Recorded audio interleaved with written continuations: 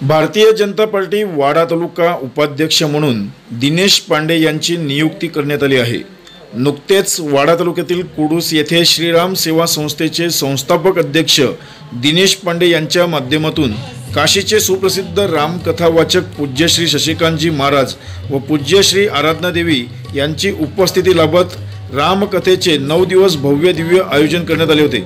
तसेच 9व्या दिवशी भंडाऱ्याचे आयोजन देखील करण्यात आले होते। या भंडाऱ्यात 10,000 नागरिकांनी महाप्रसादाचा लाभ देखील घेतला होता।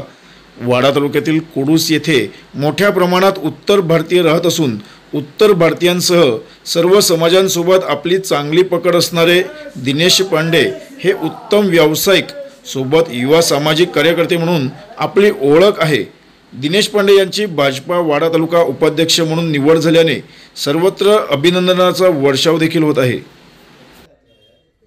आपला जिल्हा पालघर जिल्ह्यातील घडामोडी पाहण्याकरिता पालघर न्यूज नेटवर्क हे चॅनल जरूर पहा।